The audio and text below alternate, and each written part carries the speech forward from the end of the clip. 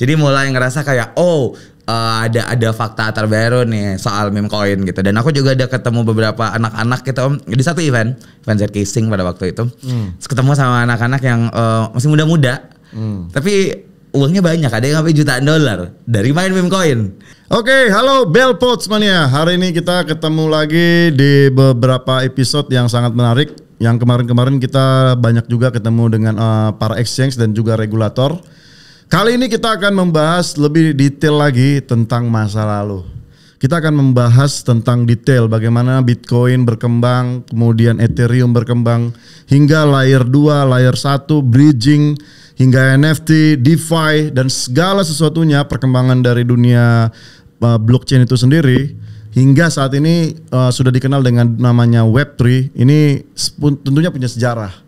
Nah kali ini gue akan ditemanin dengan seorang pakar ya, karena menurut gue dia lebih pintar dari saya. Pengalaman dia di dunia blockchain itu sangat luar biasa dan kita juga udah lama kenal. Namun kali ini waktunya dia mau bercerita, karena kemarin saya bujuk, ayolah ceritalah ke Bellpods memberikan edukasi. Nah jadi sebagai clue, beliau ini dulu pernah membangun namanya Semervius. Kemudian ada beberapa perubahan, nanti kita tahu Semervius itu seperti apa. Dan terakhir dia membangun namanya Meme Hunter. Seperti apa Meme Hunter ini? Oke, inilah dia Rahmi. Halo bro.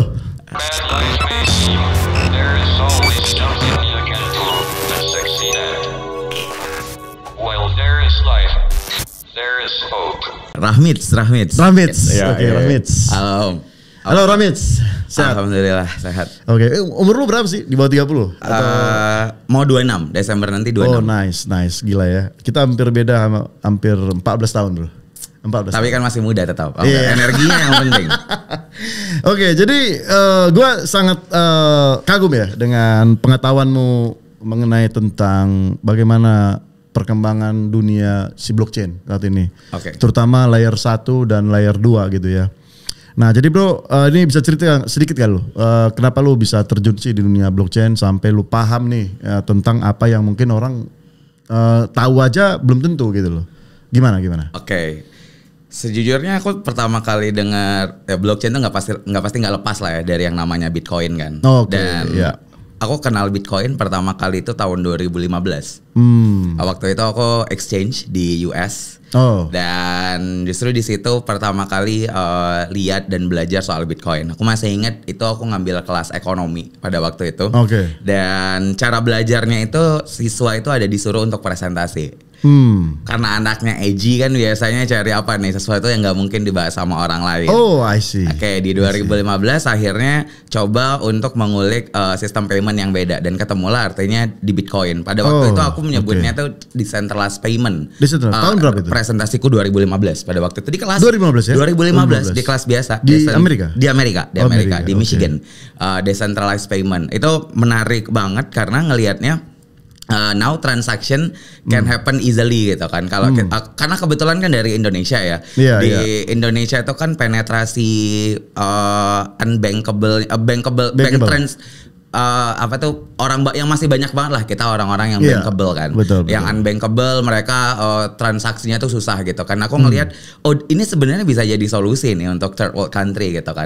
Dan bahkan bisa juga jadi jawaban untuk transaksi yang sifatnya lintas negara. Jadi kan yang dibutuhin cuman punya handphone atau punya aplikasi yang bisa untuk mengakses internet dan bisa ngakses ke sana gitu. Nah, ini yang menurut aku menarik banget gitu kan. Dan there are also yang sifat-sifat decentralized inside of me itu juga jadi mulai kebangkit ketika ngebaca itu gitu kan. Dan waktu ngebaca itu kayak we're living in the world di mana intermediary itu banyak banget gitu. Mau transfer antar bank harus bayar. Kalau kita lihat kalau mau transfer ke luar negeri ada semua mafianya kan. Kita mau ngomongin Visa, kita mau ngomongin Swift gitu-gitu kan. Dan and I see the future of finance tuh jadinya di sini. Pada waktu kan belum Web3 tapi aku ngelihatnya finance doang gitu kan. Di 2015 tuh aku justru melihat fakta yang menarik gitu kayak di Jerman Ada satu kota waktu aku nonton di YouTube, terus aku coba cari lagi videonya, itu udah nggak ketemu lagi. Tapi di Jerman ada satu kota yang emang semua transaksinya tuh pakai Bitcoin, ke kafe pakai Bitcoin, semuanya pakai Bitcoin.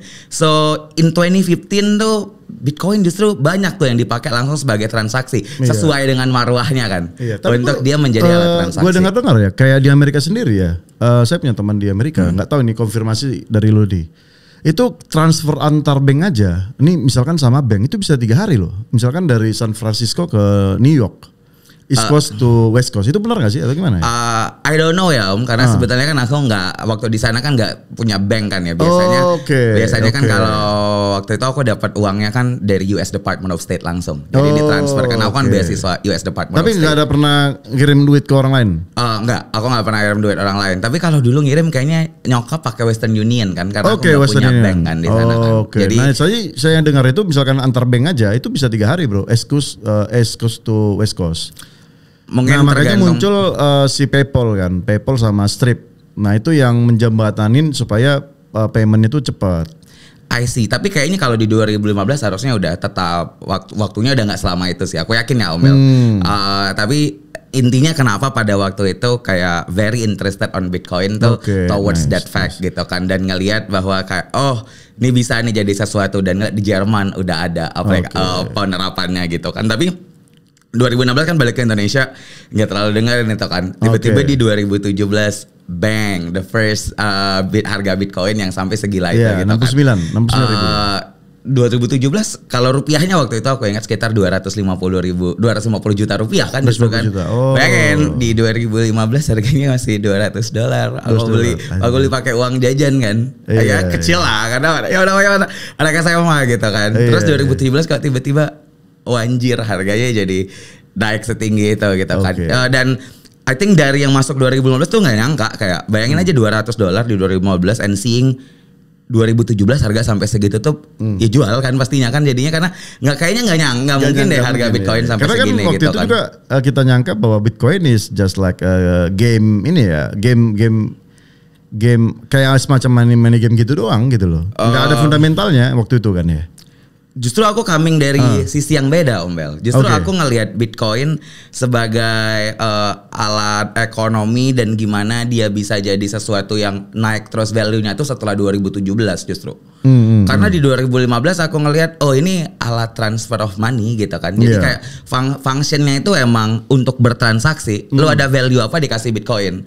Ya sama kayak aku ada kawan temanku yang juga rupanya beli point blank gitu kan, beli cash point blank pakai Bitcoin. Sama gitu. VPN lu pakai Bitcoin. Iya kan. Nah, justru aku ngeliat itu sebagai alat transaksi memang seharusnya Om. Tapi kan di 2017 tuh jadi mulai naik gitu kan, dan orang ngelihat kayak the value is gonna be akan naik terus gitu kan. Dan karena dari situ digunakan untuk ini juga hal-hal kejahatan memang. Jadi kalau di dark web itu penggunaan Bitcoin itu memang sangat sering digunakan bro.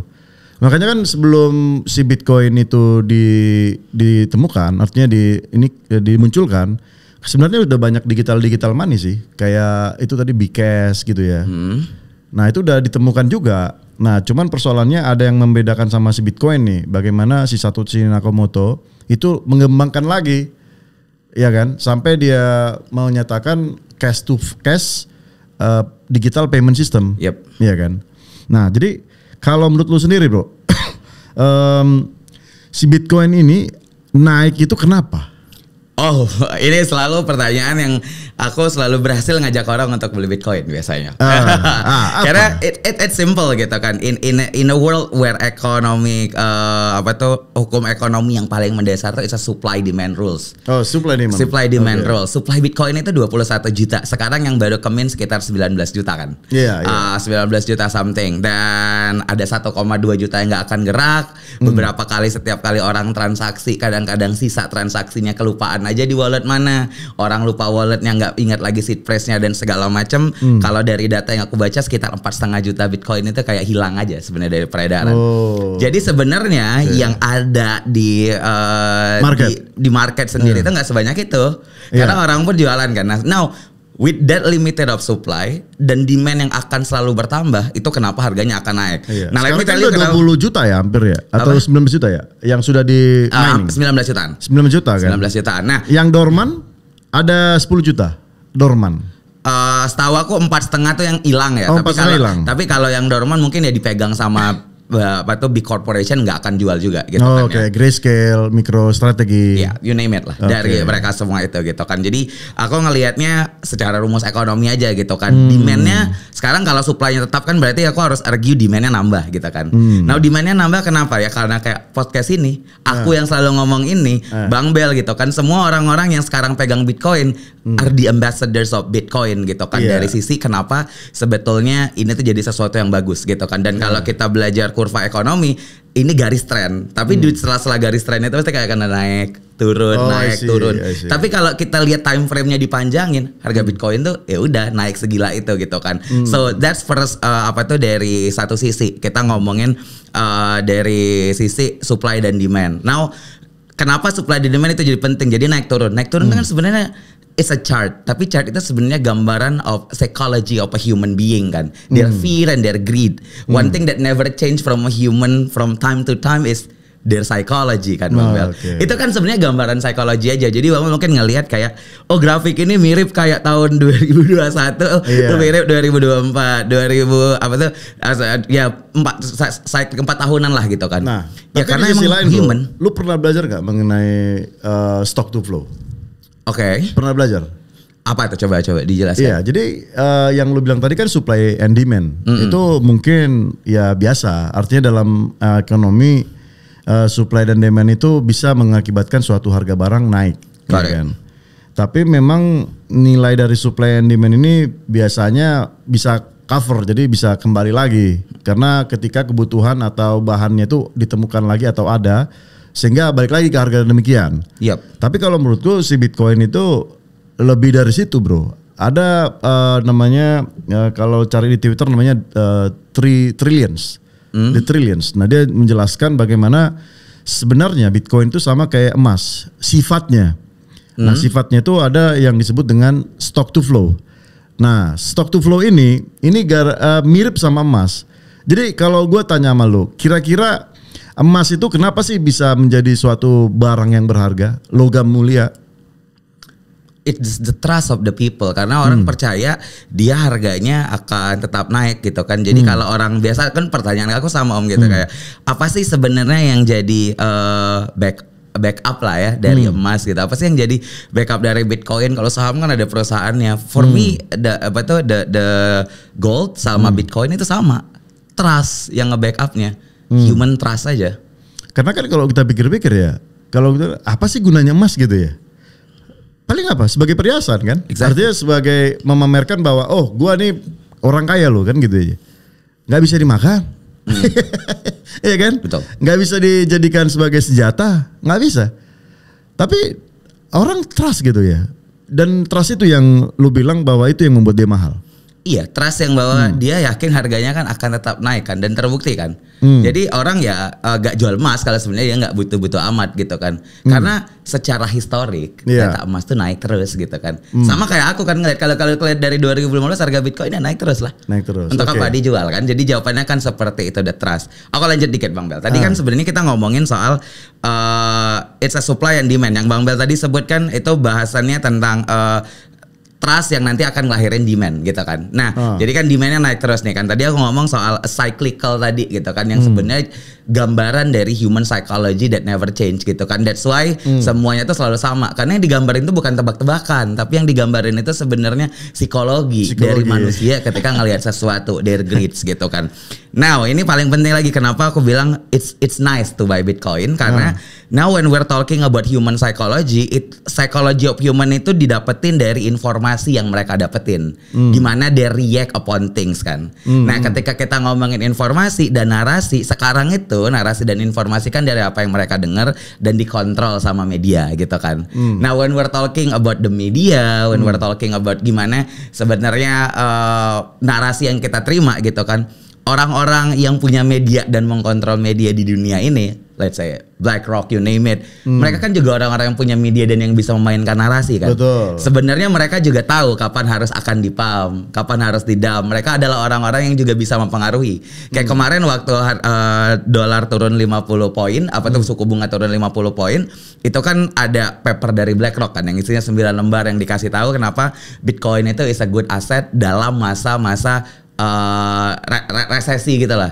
Jadi hal itu yang ngebuat kayak mereka tuh juga bisa control the narratives and helping untuk naikin harganya. So in Bitcoin we are playing with them, not against them. Oke. Jadi kalau kita udah playing with orang-orang yang berpower, ya udahlah kita ikutin aja gitu. Jadi kalau ditanya bro, ada dua sisi nih. Pertanyaan dasar tentang Bitcoin.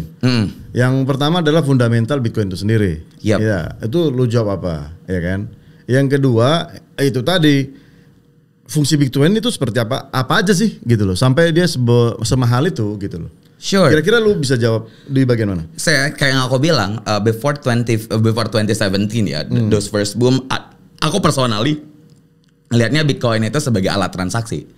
Tapi kan pada saat 2017 ke atas orang jadi spekulan semua kan, ngelihatnya jadi saving gitu kan. Now apakah changing dari function transactionnya jadi function apa tuh penyelamat nilai gitu kayak emas gitu store kan? Of value. Store of values. Ya menurut aku berubah gitu Om dengan cara orang ngelihat Bitcoin. Jadi store of value. Jadi store of values. Bukan transaction ini lagi biasa lah ya. Iya, aku nggak terlalu ngelihat kayak gitu. Iya jadinya karena store of values. yang lu bilang 2012 tadi harganya 200. Sekarang udah hampir berapa? Hampir 1 hari miliar. Ini 67.000 kan? Iya kan? 1 Jadi miliar gak mungkin itu sebagai alat pembayaran. Betul. Kalau pembayar itu udah pasti dia stable kan. Berarti balik lagi bahwa dia menjadi store of value. Kalau ya kan? Sekarang aku lebih melihatnya sebagai sebagai kan? yang medium seperti itu. Kan ada medium of exchange, ya kan? Store of values. Store of values. Oke, satu lagi. Yang si Bitcoin itu kenapa bisa ini fungsinya lebih ke arah mana? Kalau sekarang fungsinya ya tadi aku bilang aku ngelihatnya sebagai investment aja. Oh, investment ya. Investment to me. Investment, oke. Makanya di ETF juga masuk deh ya sebagai mutual fund gitu ya. Yap. Lebih ke di sana ya. Alright, bro. Kalau kita lihat perkembangan si Bitcoin ini kan kemudian muncul Ethereum kan. Nggak lama selama itu. Betul. Kemudian ada 7 orang lah yang bangun si Ethereum ini. Betul. Nah yang terkenal mungkin ada Vitalik, kemudian Wood, Lubin, Hutchinson gitu ya. Nah ini orang-orang yang terkenal juga yang membuat blockchain mereka masing-masing juga kan gitu ya. Ada yang buat blockchain, ada yang buat lembaga research gitu. Ada yang lembaga research juga ya. SocialFi juga di atas Ethereum. Oke. Jadi artinya ketujuh orang yang bangun Ethereum ini mungkin punya masalah atau mungkin punya keterbatasan di Bitcoin itu sendiri. Karena ya kita tahu lah sama-sama tahu bahwa Bitcoin memang secure banget kan. Secure banget tapi ya balik lagi dalam dunia teknologi ada trilema kan. Ada speed, ada scalability, ada security. Yang ketiganya nggak bisa barengan ini. Kalau speed dikencengin ya harus security-nya ya harus dikecilin. Dan scalability-nya ya dikecilin. Nah jadi sebenarnya yang mereka mau solve itu di trilema ini. Si Ethereum-nya atau seperti apa sih kira-kira? Sure. I think sebenarnya kan semuanya kan orang-orang yang pada aktif di Bitcoin semua kan ya Om. Oh mereka aktif di Bitcoin, betul. I mean, makanya justru sekarang tuh aku ngelihat banyak banget orang yang masuk kripto gitu kan ya Om. Tapi startingnya tuh justru nggak dari Bitcoin. Startingnya saya masuknya Bitcoin. Enggak, startingnya dari meme coin nih kan. Dari airdrop. Banyak banget kan gitu kan.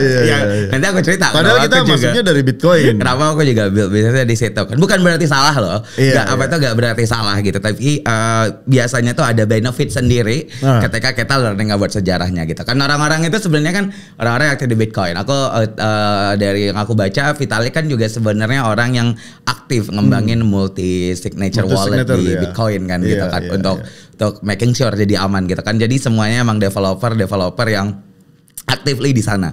Nah, when Ethereum tuh aku tuh jadi kalau secara pengaturan aset kan biasanya orang bilang 80% harus di Bitcoin ya Om. Nah aku lumayan orang yang Bitcoin dan Ethereum tuh hampir seimbang. Oke. Gitu. Karena memang aku percaya sama si Ethereum. I like the ideas. Tapi percaya sama Vitalik nggak lo? Percaya. Setelah dia nyanyi di token 2049. Di token. Ya orang juga banyak bilang anjir harta kekayaannya tergantung sama nyanyian tadi gitu kan. Ya tapi yang menarik lagi deh Om. Ketika aku ngelihat Ethereum ya, kayak since 2015 kan, Bitcoin Ethereum kan launch-nya 2015 ya, apa tuh sell-nya mulai 2014 gitu, tapi launch-nya pertama kali 2015. Jadi sebelum 2015 ngelihat Bitcoin tuh dengan banyaknya server miner, sebenarnya kan is actually a server kan yang running running the whole Bitcoin machine gitu. Which is saat itu udah 10 menit ini ya, saat Bitcoin bisa produksi 50 BTC waktu itu. 50 BTC kan pada waktu itu kan. 4 tahun itu gila ya. Iya dong. 50 BTC. Ya tapi kan BTC pada waktu itu gak ada harganya, jadi 50 juga gimana gitu karena. Dan even 10.000 kan hanya seharga satu pizza. Betul. Seharga satu pizza. Nah, 2010. Jadi sebelum ada Ethereum ya, bayangin tuh the whole network of Bitcoin itu fokusnya cuman untuk kalau aku ngelihatnya dalam bahasa sederhana, tapi ini tadi bagi aku tuh kayak ngupdate dua table doang. Balance sama account-nya berapa, balance-nya berapa. Ini kan list of transaction yang nanti tujuannya tuh ngupdate yang tadi kan gitu kan. Jadi the whole electricity untuk melakukan itu gitu kan. Nah, and then kemudian pada saat naik Ethereum kan, I'm seeing this is such a good innovations gitu. Karena sadar those whole network are now able to store a logic. Oke, tapi jangan dulu bro, jangan masuk ke sana dulu. Kita balik lagi dulu. Oke, boleh. Jadi kan kalau si Bitcoin sendiri kan bilang di dalam white papernya ini adalah peer to peer, ya kan? Peer to peer cash payment gitu ya. Iya. Artinya kan kalau secara bahasa sederhana, ya kita nggak perlu bank kan. Bahasa sederhananya kan. Betul. Jadi dalam hal transaksi misalkan saya misalkan kirim duit ke lo misalkan, saya nggak perlu bank. Betul. Nah pertanyaannya, uang saya ada di mana? Uangmu ada di mana kan gitu? Berarti ada di sistem. Iya di data tadi kan Bitcoin sebenarnya juga. Sebenarnya kalau bank pun ya Bang Bel, maksud aku kayak aku ada uang nih di Bank Jago atau Bank BCA, Bang Bel ada duit di BRI, aku transfer ke Bang Bel kan, yang pindah tuh sebenarnya uangnya pindah nggak sih? Enggak kan? Cuman data doang kan yang ke-update. Ya iyalah. Iya kan uangnya nggak gerak sama sekali kan. Ya begitu juga dengan Bitcoin. Yang penting data dan nomornya aja yang ke-update. Jadi uangnya tuh di situ. Jadi jangan salah kalau mereka tinggal klik 1 triliun, ya kita juga nggak tahu, jangan salahin. Itu kan kalau sistemnya centralized.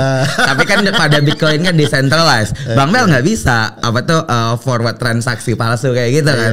Untuk nge-update palsu gitu kan. Dan harus ditujuin sama lebih dari 50% plus 1 yang ada di network kan. Berarti Bitcoin aman dari soal itu dong. Bank yang sekarang bisa. Bank yang sekarang ya bisa. Tinggal generate 1 triliun. Jadi. Bisa, technically bisa kalau kita mau ngomong ini technically bisa, tapi kan di running juga sama manusia yang punya check and balance-nya banyak gitu kan. Kalau kita ngomong technically bisa, tapi apakah akan ada yang melakukan itu kan there are check and balance system lah di dalamnya. Dipancing untuk ini ya anti bank aku ya hari ini ya. Jadi kalau bisa dibilang ini revolusioner sih enggak? Revolusioner dong. It is indeed revolusioner. Katakanlah teknologi-teknologi yang sebelumnya kan sudah banyak ya, kayak IoT misalkan, kemudian cloud server, kemudian AI, ya kan? Kemudian apa lagi? Teknologi-teknologi yang maju lah sekarang.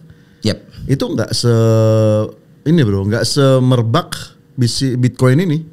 Bayangkan si Bitcoin ini sampai di G20, di G7, ini dibahas bro.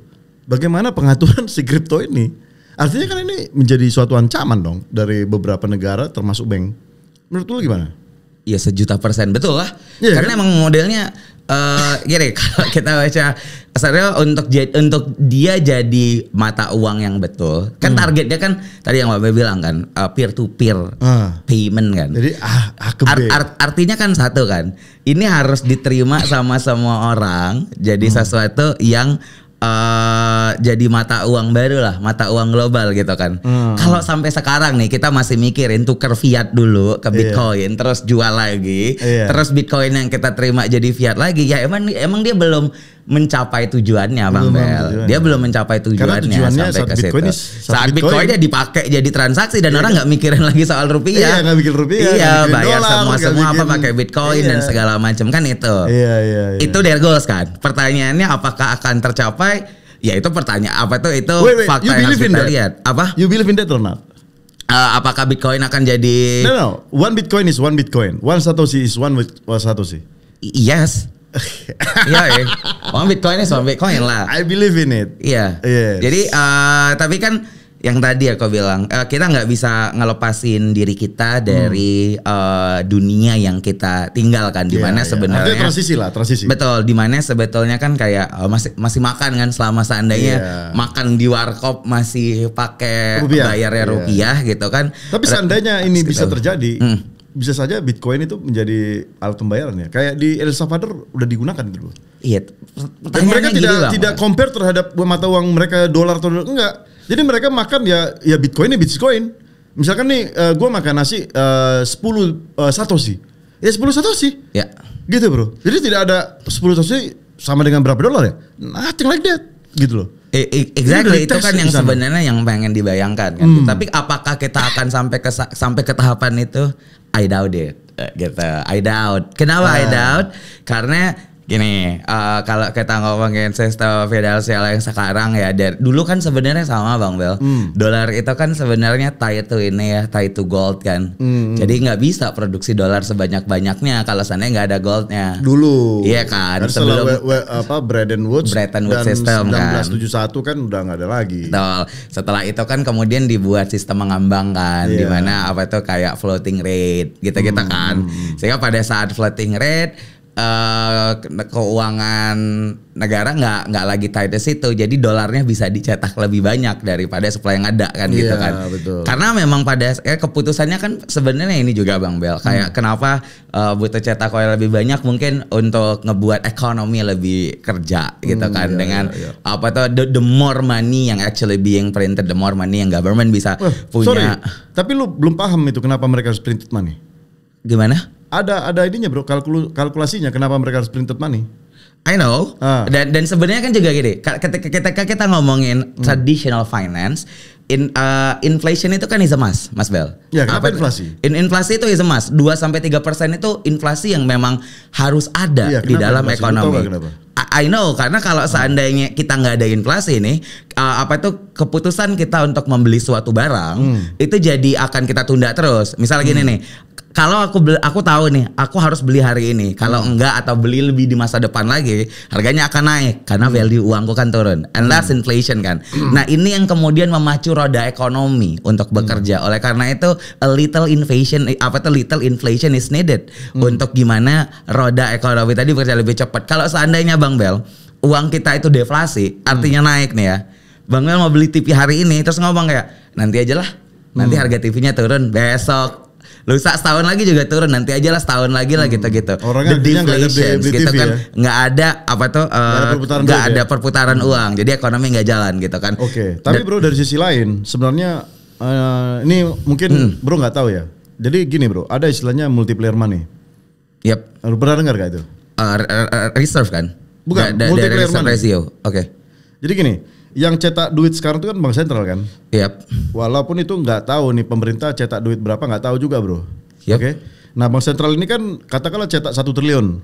Kemudian kan dia akan salurkan kan ke bank, misalkan bank BCA, bank Mandiri kan gitu. Nah itu kan ada istilahnya suku bunga bank. BI rate istilahnya. Yep. Nah BI rate katakanlah 3%, ya kan? Nah nanti dari bank swasta ini kan ngirim lagi nih ke tier 3-nya, M2-nya, M3-nya. Nah itu kan kasih bunga lagi kan? Katakanlah ke BPR. Jadi dari yang 3%, 6%, 7%, 12%, sampai sekarang pay later mungkin 24%. Ya enggak? Pertanyaan gue sama lu bro. Yep. Sekarang gue cetak 1 triliun. Oke? Kemudian gue minta interest sama lu 3% setahun. Ya kan? Gue tanya sama lu, tahun depan uang gue, berarti uang kita tuh jadi berapa? 1 triliun plus 3% kali 1 triliun dong? Ya, bener kan? Aku ngikutin dulu, lanjut. Logika kan? Iya. Pertanyaan gue, 3% itu uang atau tidak? Ada fisiknya atau enggak? Enggak ada kan? Enggak ada dong. Itu namanya credit Bang Bel. Apa? Itu namanya credit. Jadi gini, most of transactions ya Bang Bel, itu tuh nggak dari uang Bang Bel, tapi dari sesuatu yang namanya credit. Jadi misal gini deh, kayak misalnya yang ini kenapa tadi aku bilang reserve ratio, ini kaitannya sama reserve ratio Bang Bel. Jadi misalnya gini, bank itu ada orang nabung 100 juta gitu kan. Nah bank itu punya reserve ratio 10%. Misalnya artinya 90 jutanya bisa dia pinjamkan ke orang lain. Itu bank reserve. Iya betul. Tapi kan ini Bang Mel tadi kan ngomong apakah uangnya ada dengan kemudian dari angka yang keluar gitu kan. Enggak, maksudnya kalau gue bilang tadi, ini kita nggak bicara tentang bank reserve itu bro. Itu gue ngerti. Maksud gue pertanyaan gue tadi, ketika Bank BI tadi bilang 3%, yang gue tanya itu 3% itu harusnya kan uang fisik kan? Harusnya. Interest kan, interest itu kan harusnya uang fisik juga. Maksudnya seandainya nih sama-sama kita minta duit nih, uangnya kan nggak ada karena 1 triliun yang dicetak. Ngerti gak maksud gue? Nah 3% ini kan uang yang tidak ada bro. Nah inilah yang terus terjadi, katakan 1 tahun, 2 tahun, 3 tahun, hingga akhirnya sampai katakanlah 100 tahun itu menjadi 300%. Which is kalau semuanya semua kita itu sama-sama ngambil duit, ya uang itu harus tersedia 1 triliun plus 300% kali 1 triliun. Harus tersedia semua seandainya kita ngambil sama-sama duit. Nah itu yang menyebabkan nilai itu deflasi. Karena nilai 1 rupiah dengan 1 rupiah tadi itu jadi berbeda. Ngerti gak maksudnya? Waktu dicetak 1 triliun tadi kan 1 rupiah kan sama dengan 1 rupiah. Begitu gua cetak 1 triliun hari ini, 100 tahun lagi 1 triliun itu menjadi 10 triliun, maka kan berkurang nilainya. Jadi 1/10-nya. Gitu maksud gua. Nah makanya ada, kalau lu lihat nilai dolar tahun 1913 itu 1 dolar sama dengan 1 dolar bro. 1913 gua baca. Nah sekarang 2023 nilai dolar itu sama dengan 1 dolar itu sama dengan 0,000013 dolar. Inflation. Ya itu inflasi tadi. Nah kenapa There might be another approach of understanding things tadi. Gitu. Nah tapi kalau lu bilang yang mengenai Reserve Bank itu memang itu di Eropa itu ada pergerakannya. Ada pergerakan khusus mereka, makanya gue setuju dengan lu yang bilang di Jerman itu menggunakan Bitcoin karena sifat dari Bitcoin itu kan anti inflasi kan. Benar kan? Iya. Naturally dia deflasi, deflationary asset. Karena kan supply-nya tetap. Lanjut dong. Nah balik lagi berarti si Bitcoin ini sebenarnya menyelesaikan masalah keuangan yang bobrok, ya nggak sih? Masalah keuangan yang bobrok. Nah pertanyaan kita adalah apa yang bobrok, gitu loh bro. Gimana menurut lo? Iya. Ini agak ini ya, apa itu dia harus nyinggung-singgung pemerintah secara dalam dan sistem banking ya? Enggak juga. Ya, tapi Bang Mel kalau ditanya gini, aku akan menjawab ini dengan hati-hati ya. Tapi kalau itu ya gini, apakah aku kesel sama sentralisasi yang ada gitu kan, kayak kita selalu punya sistem kontrol government yang bisa cetak uang cetak uang terus gitu kan, ngebuat money-nya jadi inflasi gitu kan. Apakah kita setuju gitu sama ketika kita melakukan transaksi apapun ada aja mafia, preman atau intermediary yang kemudian melakukan transaksi itu? Apakah sebenarnya kita harus melakukan transaksi peer to peer aja gitu kan? Itu kan orang paper Bitcoin kan sebenarnya trying to attack that gitu kan. Jadi yang dia serang sebenarnya bagian yang tadi kalau kata bahasa Bang Mel bobrok gitu, tapi bagi dia yang belum tepat mungkin lah ya, sehingga harusnya dilakukan seperti ini gitu kan. Is that a good thing? Dan again kita mesti ngelihat juga on the other side of the hand gitu kan, kalau seandainya kita mau agak fair menilainya gitu kan. Misal kita ngomong penting nggak sih sebenarnya negara untuk punya peran ngekontrol uang, ngeprinting money gitu kan. Kan kalau sebenarnya pakai Bitcoin jadi nggak ada punya power untuk printing and controlling money kan Bang Bel gitu kan. Tapi kan kita juga belajar di ekonomi apa itu fiskal dan moneter gitu kan, gimana negara ngatur supply uang gitu kan, gerak ekonominya supaya sehat gitu kan, bagaimana negara bisa mengatur atau mengatasin ketika ketika long term debt loan-nya udah terjadi.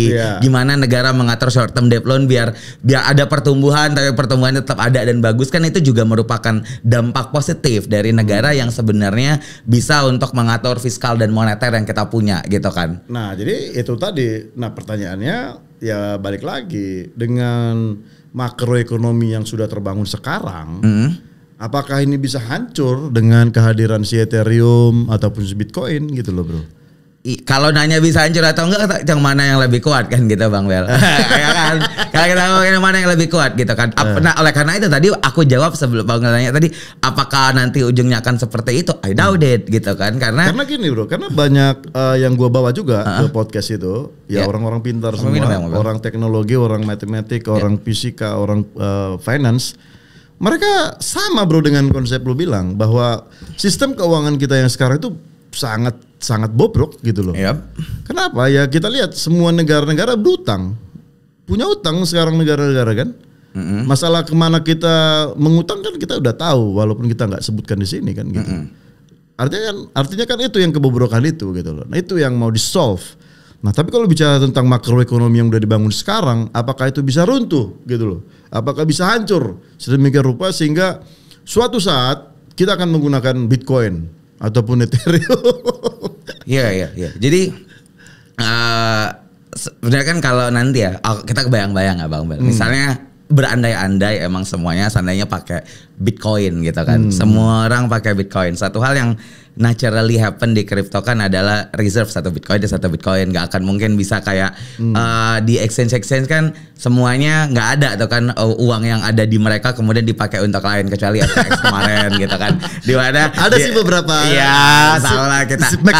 Iya, kalau FTX kan uang yang harusnya itu kan nggak boleh diapa-apain karena itu kan penting untuk kita ngelihat proof of reserve dari satu exchange kalau kita mau taruh uang kita gitu kan.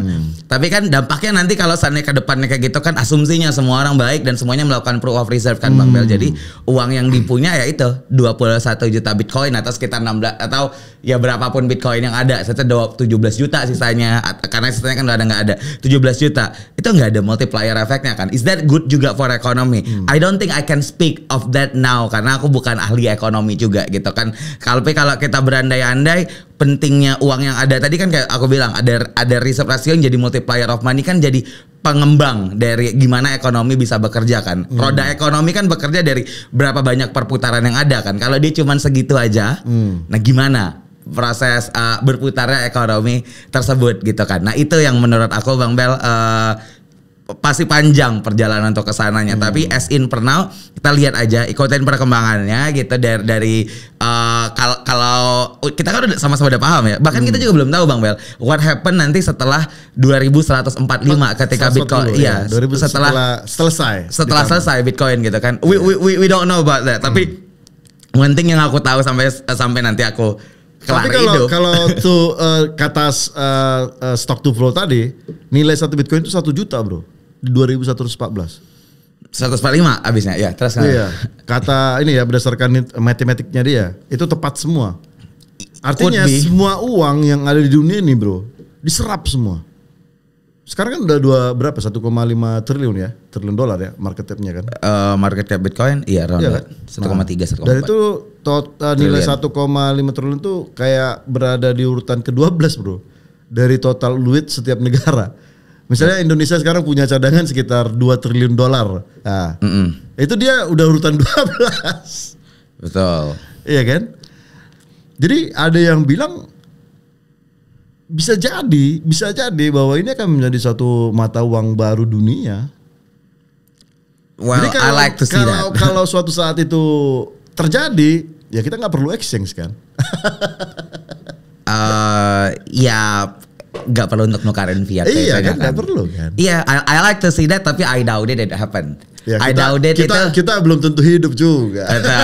I like to see that karena itu menarik kan, karena kan percaya tadi kan kita untuk yang ngalangin yang bankable gitu kan untuk kesana. Tapi kan ya tadi kan Om, ketika kita ngomongin apakah nanti akan 100% kayak gitu, we'll see the internet penetration, people yang belum ngerti dan masih banyak itu kan. Jadi aku masih panjang sih kalau sana emang mau sampai ke sana, kalau memang nanti akan sampai ke sana. Tapi kalau pertanyaan Om Bel adalah do I support it or apa am I looking forward to this? I do. Asik. Oke, kita balik lagi ke hulu kita yang pertama. Boleh. Kan? Setelah kita ngomongin duit, fiskal, makroekonomi dan segalanya, kita akan compare ke si Bitcoin kan. Nah, kemudian si Bitcoin ini ternyata punya batasan juga kan, punya limitless. Akhirnya mereka ya programmer Bitcoin itu juga punya pemikiran, wah kalau Bitcoin hanya kayak gini, ini bakalan nggak bisa digunakan untuk masuk kemana-mana. Barulah muncullah si Ethereum kan, membuat smart contract. Jadi blockchain berbasis smart contract gitu ya. Nah jadi begitu perkembangan si Ethereum ini juga berkembang, para foundernya juga kan lepas semua kan, kayak misalkan si Gavin bangun Polkadot, siapa Lubin, dia bangun Consys untuk researchnya, baru Harkinson dia bangun Cardano. Artinya kan apakah kalau lu sendiri bro melihat Bitcoin si Ethereum itu apakah memang ada kekurangan lagi gitu? Kenapa harus dibangun layer-layer baru gitu? Gimana? Oh sure. Tadi yang aku bilang ya, in 2015 kan apa tuh Bitcoin kan juga cuma untuk ngupdate tadi ya. Kasarnya kan untuk ngupdate balance apa itu sama account doang, karena accountnya ini balance-nya berapa gitu kan. Itu kemudian ngebuat ide untuk now what if ini bisa nge-store logic gitu kan. Jadi sekarang batasannya itu ya beneran imajinasi kita kan sebagai manusia gitu kan. Mulai ada logic orang-orang yang bisa ngebuat DeFi gitu kan, bisa ngebuat something like automatic market maker gitu kan. Terus kemudian ada logic untuk ngebuat NFTs gitu kan. Tapi kalau Bel tanya aku nih ya secara dasar gitu kan, apa sih sebenarnya two of the biggest things yang ada di Ethereum gitu kan? I would say probably yang paling awal dulu adalah keberadaan ERC20 justru gitu. Oh ERC20. ERC20 it's such a big movement ataupun starting point untuk sesuatu jadi yang gede gitu kan. Dia sendirinya bukan revolutionary, tapi keberadaan dia menghasilkan sesuatu yang revolutionary. Keberadaan dia sendiri. Iya gitu kan. Itu apa? ERC itu salah satu sistem di dalam Ethereum atau seperti apa sih? ERC20 itu standar token Om. Token yang kita kenal itu Shiba Inu, itu ERC20 semuanya. Jadi gini, di dalam Ethereum chain itu kan ada koin kan. Nah, koinnya itu kan Ethereum aja kan. Tapi dia bisa menciptakan mata uang ataupun token, ya bahasanya token lah. Dia menciptakan token lain kan, dan semuanya itu kan token-token. Nah, token ini kan maksudnya bisa banyak Om. Bisa jadi pengawal orang-orang untuk bisa memulai inovasi, jadi fundraising. Lo tahu ICO kan gitu, kita kan tahu pakai token, intinya mereka jualan token lah gitu kan. Dan jualan ini kan token. awal mulanya dibilang cryptocurrency karena dengan token yang mereka buat tadi itu bisa jadi perdagangan. Nih contoh nih, gue punya Shiba, lu punya Shiba, ya kan? Bro, ini dompet gue mau nggak? Lu beli pakai Shiba kan? Jadi seolah-olah itu jadi cryptocurrency, ya nggak sih? Tapi kan kalau ngomongin cryptocurrency kan, kalau dari aku pribadi ngeliatnya dari zaman Bitcoin sebenarnya udah it's a cryptocurrency already gitu kan. Dulu, ya. Iya kan, karena kan kalau kita ngomongin crypto kan as a cryptid, as a currency, justru 2015 Bitcoin udah cryptocurrency sendiri gitu kan. Ya kalau kita mau bahas dari sisi bahasa kan gitu kan. Justru aku ngelihatnya kayak gitu. Nah, tapi balik lagi tadi Om, si ERC20 ya kita ngelihat, karena ERC20 enabling innovation untuk happen gitu kan. Jadi orang-orang ada bisa raising fund gitu kan. Nah, tapi gara-gara orang sekarang udah ada bisa cari duit untuk memulai ide, akhirnya ide-ide bagus keluar lah gitu kan. Kita ngelihat kayak pertama kali IMM tuh ada Kyberswap gitu kan, kemudian ada Uniswap gitu kan. Ide-ide itu, dan kemudian ada lending, semuanya kan based on logic things kan gitu kan. Nah yang menurut aku wow, apa itu pemikiran awal yang bilang bahwa now all of the servers yang decentralized ini bisa juga untuk store logic, jadi limitless kan sekarang. Gimana di level ide itu yang menurut aku kenapa si Ethereum revolusioner sih gitu kan, dan yang paling gede gitu kan. Jadi karena itu aku kan sebenarnya punya tato Ethereum juga di sini sama Nato, karena kan emang karena emang ya itu gitu kayak I like the ideas gitu kan. I believe on the idea. Kenapa gitu Bang Bel? Karena those logic tuh enabling kita tuh as a human untuk bekerja sama tanpa perlu kenal satu sama lain gitu. Karena kan yang paling susah untuk kita bekerja sama dengan orang lain adalah trust kan. Kita membutuhkan kepercayaan untuk kerja sama orang lain. Oleh karena itu kalau Bang Bel kerja sama orang Bang Bel yang belum percaya, biasanya tuh butuh sesuatu yang mengikat kontrak hukum dan segala macam gitu kan. Untuk apa? Memastikan bahwa orang tersebut tidak akan bertindak yang aneh-aneh atau kalau nggak dihukum atau keluar dari kontrak yang ada gitu kan. Nah kita udah biasa melakukan itu gitu kan. Nah tapi dengan ini kita bisa untuk berkoordinasi dengan siapapun. Cukup dengan dan nggak perlu trust sama dia, cukup trust the code aja, trustless gitu kan. Kita kan ibaratnya gini deh, Bang Bel, Bang, lu kasih duit ke gua dah Bang 1 miliar gitu kan. Nanti gua kasih lu 3%, duitnya gua bakal puterin di sini gitu kan. Kalau lu nggak kenal kan lu nggak mau kasih. Nggak mau, gitu kan. Tapi kalau seandainya nih gue bilang ke lu, Bang Bel, lu mau taruh ke sini nggak? Dia bunganya tuh ranging antara di sini sampai ke sini. Kalau ada yang pakai duit lu disiniin gitu kan. Dan lu nggak bilang nggak pasti juga kan duitnya. Sampai kemudian ada yang minjem duit kan, lu baru bisa dapat interestnya.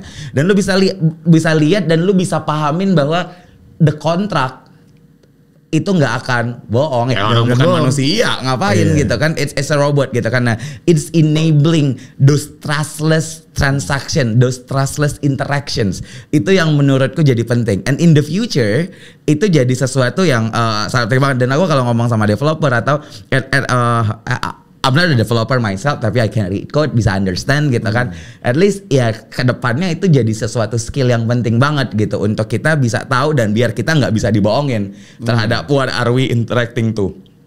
We don't need to trust the human because a lot of human is actually untrustworthy. Now we trust the code gitu kan. Jadi menurut lo orang-orang di crypto ini orang-orang bodoh atau orang-orang pintar sih bro? Ya sebenarnya kan juga tergantung sih. I cannot say kayak bodoh atau pintar gitu kan. Standar bodoh, standar pintar juga beda gitu. Jadi kalau dibilang nyampur lah. Bingung ya. Banyak orang-orang di sekitar gue pintar-pintar. Tapi kenapa mereka kayak antipati gitu dengan sistem keuangan yang revolusioner ini? Menurut gue salah satunya ada dua hal yang mau gue pikir. Pertama, mungkin dia sudah nyaman dengan apa yang ada sekarang. Yang kedua, mungkin dia masih mikir bahwa ini adalah sebuah permainan aja gitu loh. Padahal kalau mereka gali lebih dalam, semua itu kan matematik logik semua bro. Itu luar biasa kan. Kayak white papernya Ethereum, white papernya Solana dan lain-lain itu kan semua matematik banget gitu loh. Ya kan, orang-orang pintar gitu loh yang membangun itu. Even membangun blockchain itu sendiri kan. Kalau ada orang Indonesia bangun blockchain sih gue mau cuy aja. Iya kan?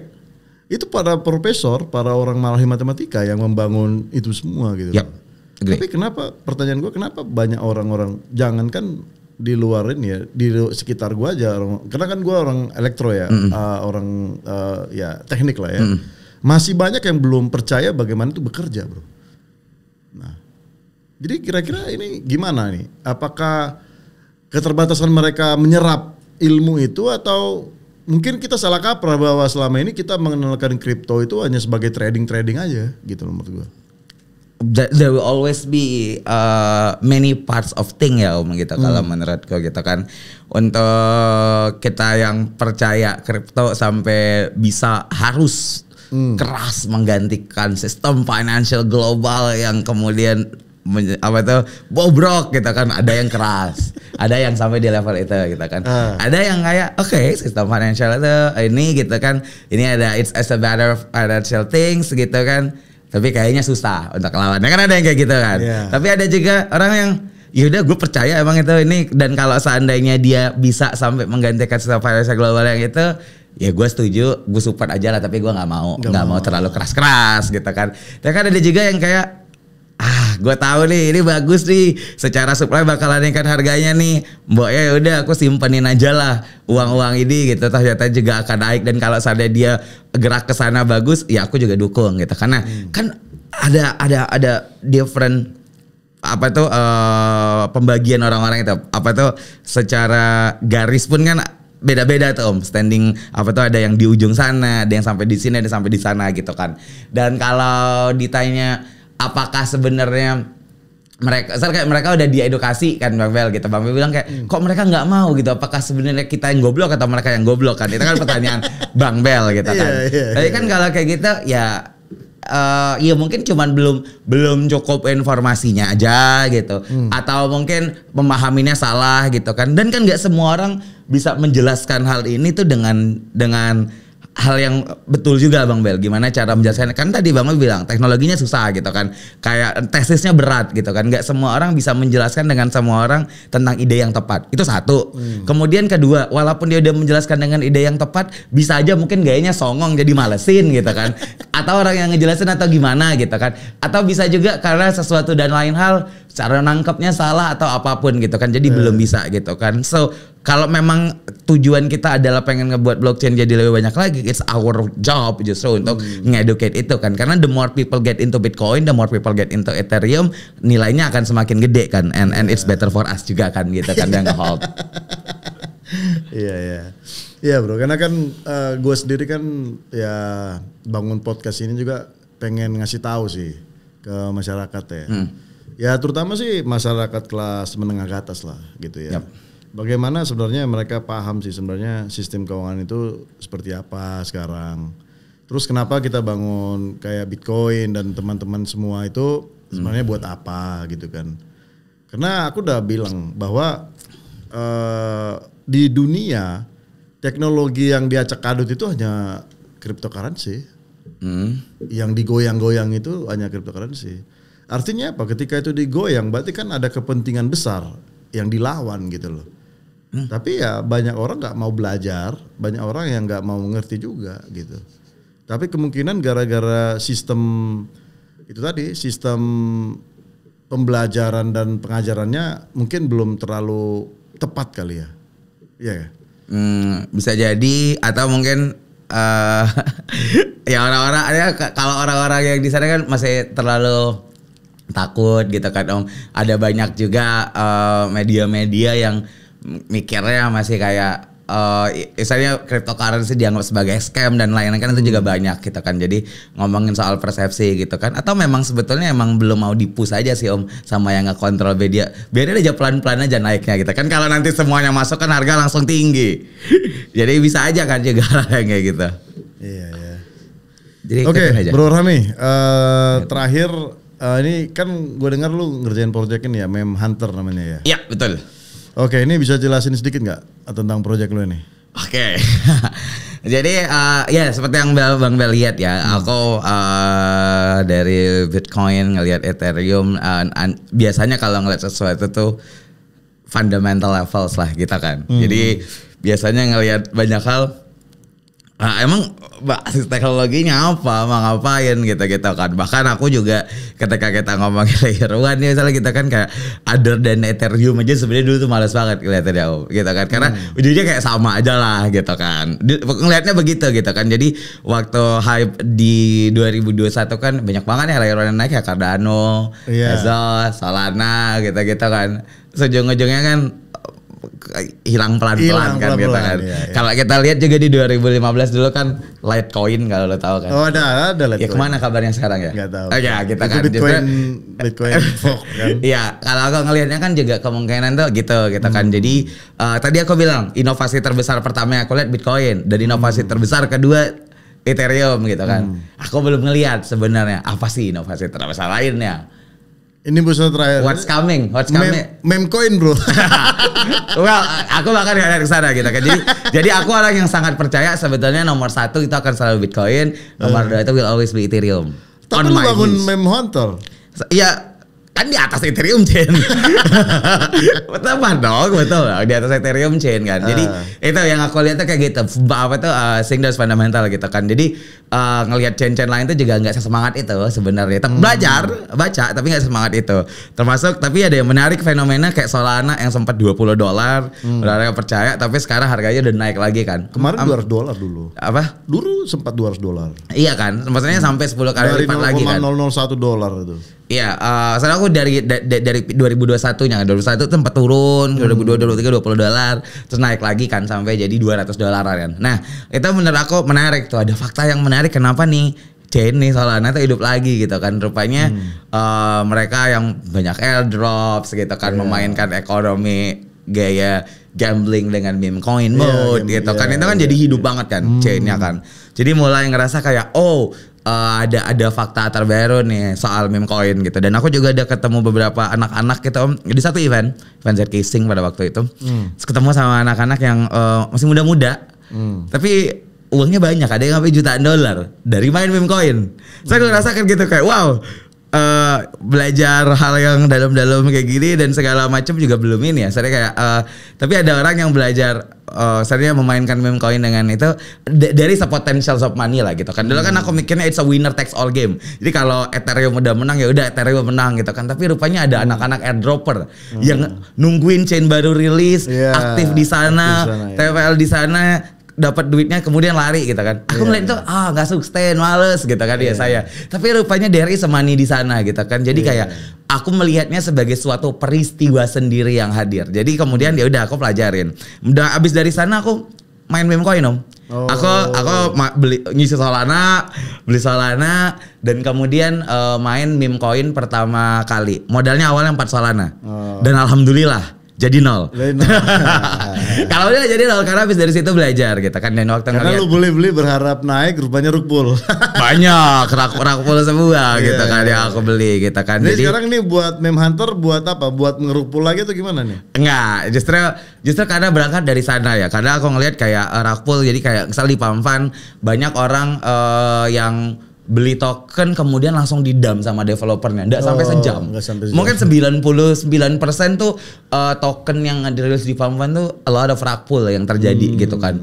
Nah karena memang didam gitu kan. Dan aku ngerasa kayak waktu main kemarin, wah if I can make a platform di mana developer kita bisa tahu nih mana developer yang serius, mana developer yang enggak, dan rug pull it would be so important gitu. Emang kan. Sebenarnya meme coin itu mau dibuat jadi apa sih? Nah ini yang menarik kok. Kalau misalkan kayak NFT misalkan kan, dia kan biasanya rilis karakter-karakter dulu sebelum buat game ya kan. Iya. Nah kalau si meme apa gitu, ngapain gitu loh, tulisannya apa gitu loh. Itu kayak gue bilang kayak money game ya gaya baru ya kan. Kayak misalkan Shiba lah, Doge ya kan. Lah NFT sebagai project juga money game Bang Bel. Ya, everything is money game anyway. Artinya, tapi kan masih adalah sedikit-sedikit ya istilahnya mereka bisa buat di apps gitu kan. Decentralized application sedikit-sedikit. Tapi kalau meme coin buat apa gitu? Maksudnya sekarang what they do with that? Oke, yang nonton banyak orang yang suka meme coin juga nih. Jadi I want the sides of understanding cultures ya. Lalu gitu kan. Jadi kalau ditanya kalau NFT jelas gitu. Bagi aku NFT jelas itu adalah NFT yang emang bukan NFT as a project ya. NFT as a technology. Kan sebenarnya NFT adalah it's basically just a type of format file kalau aku ngelihatnya gitu kan. Yang kemudian token yang kemudian bisa ditempelin gambar, bisa ditempelin apa. Kalau aku ngelihatnya kan itu kan. Apakah NFT akan berkembang nih ke depannya gitu kan, akan tetap hidup. Tetap akan hidup tapi bukan sebagai project. Karena kalau sebagai project it's a pamendam anyway probably gitu kan. Ataupun sebagai project tergantung dari yang handle projectnya kayak apa gitu kan. Kalau kita nilai project sukses atau enggak dari harganya, ya kita akan selalu terpaku pada harga-harga itu. Tapi NFT sebagai teknologi will still exist gitu kan. Nah kita masuk ke meme coin sekarang Bang Bel gitu. Misalnya kayak lu tadi nanya ke gue kayak terus meme coin functionsnya apa gitu kan. Apakah meme coin cuman jadi sesuatu yang untuk new money game gitu kan. well 99,99% ya emang itu gitu kan. Emang itu gitu kan. Emang itu ya. Emang itu. Tapi apakah sebenarnya yang bukan meme coin juga bukan money game gitu kan? Ya bisa juga. Bisa juga kan. Tapi jawabannya kan gitu. 99% lah. Nah, tapi kalau kita ngomong ini deh Bang Bel, misalnya kayak gini. Altcoin gitu, ada orang buat perusahaan gitu kan, kemudian dia bilang aku mau buat token, janjinya ngerjain ini gitu kan, kumpulin duit dari VC, kemudian jualan tokennya dan segala macam. Ya kejadian atau apa gitu kan, bisa juga kan gitu kan. Nah tapi banyak Bang Bel meme coin ini Bang Bel, meme apa itu waktu mereka raise money dan kemudian waktu dipakai nggak ada user yang pakai. Iya. Meme coin. Aku tahu Bong, Bang Bel tahu Bong nggak? Gue beli semua. Kan, tuh kan beli semua. Bong, aku lihat Bong tuh tahun 2022 kan, waktu dia pre-sale itu waktu itu metanya masih send your soul to this wallet gitu kan. Gue ngeliat, tapi gue nggak beli gitu kan. Jadi waktu Bong lihat itu, bayangin meme coin gak visionnya apa pada waktu itu Bang Bel? Gak ada vision kan? Gak ada. Just send your soul aja kan. Jadi dia nggak punya pitch deck kan Bang Bel. Tapi sekarang Bong punya apa? Dia punya Bong Bot, dia punya Bong Chain, dia mau ngembangin sesuatu. Jadi menurut aku ini tipe baru banget dari sisi pengembangan teknologi. Jadi kayak under promise, over deliver. Some of the meme coin ya, yang 0,01-nya tadi, yang jadi beneran serius gitu kan. Jadi apakah mereka building teknologi dan mengembangkan infrastruktur setelahnya? Some of them do. Iya. Gitu kan. Kalau kan bangun Shibarium kan. Exactly. Gitu kan. Nah, ada kan. Tapi juga dia ada miningnya Doge. Mereka janji sesuatu nggak gitu? Ya, enggak kan? They don't raise kan? Iya. What they have is community first kan? Yeah. Community yang supportnya gitu kan? Itu yang ada gitu kan? Now, ketika kita ngeliat sukses coin ini kayak gini kan? Atau Bang Bel kalau lihat Turbo gitu kan? Turbo kan itu juga iseng banget kan? Si foundernya semuanya pakai AI gitu kan? Dia pegang 9 juta token, 60 juta tokennya dijual dan dimainin apa tuh pokoknya di pre-sales gitu kan modelnya gitu kan, harganya naik gitu kan, ada story karena ada community yang di sana. Apakah dari sana dia akan build, abis itu diinvest juga kan sama DWF kan gitu kan, DWF Ventures. Jadi idenya tuh bisa aja kayak community first, kemudian baru innovate later gitu kan. Community first, innovate later gitu kan. Jadi emang butuh founder nih yang emang bisa innovate gitu kan, misalnya gitu. Nah itu yang aku lihat gitu kayak very things about meme cultures gitu kan. Dia 0,01% yang mungkin akan bisa sampai tahapan itu. Tapi 99,90%-nya makin banyak kan. Itu apa? Sebenarnya it's just a money game, it's a zero sum game anyway Om. Okay. It's a zero sum game anyway and people love to gamble aja kan sejujurnya kan. Gak gamble lah. Tapi kan people love to analyze the narrative of apa yang bakalan naik, apa yang people bakalan suka. Karena meme coin is attention. Yang penting kan. Ada pepatah kan bro, di mana ada gula di situ ada semut. Betul. Ada gula itu ya kan, sesimpel itu kan. Oke bro, gak kerasa kita udah hampir 1,5 jam nih. Emang kalau ngomong sama lu itu gak bisa 1 jam sih. Iya. Jadi ya mungkin kita bahas lagi lah nanti. Mungkin hal-hal lain sih, karena memang kita nggak cukup waktu. Gue pengen bahas yang itu sebenarnya tadi kayak L1, L2 itu ya. Yeah. Cuman kita terlalu banyak bahas di keuangan tadi ya. Dan ya menurut gue nggak apa-apa sih, karena itu fundamental banget. Yeah. Oke bro Rami, thank you for the time. Kita akan ketemu lagi pasti di sini. Next time kita akan bicara tentang layer 2 dan layer 3 ya. Boleh. Okay. Ya, semangat sekali, aku senang banget. Thank you udah di-invite juga Bang Bel. Very happy to talk to Bang Bel dan ngomongin sistem finansial global jadinya ya kita ya. Oke teman-teman, Belpots sebenarnya kami nggak ini ya. Masih banyak nih yang mau dibahas, tapi memang masalah waktu kita. Karena kita terbatas waktunya, jadi ya mungkin kita akan masuk part 2. ke part 2 ya, kita ke part 2. Nanti kita bahas lagi yang lebih seru lagi tentang sesuatu yang mungkin teman-teman nggak tahu ya, layer 2 dan layer 3 ya. Oke, sampai di sini pertemuan kita. Next time kita ketemu lagi di episode selanjutnya. Bye.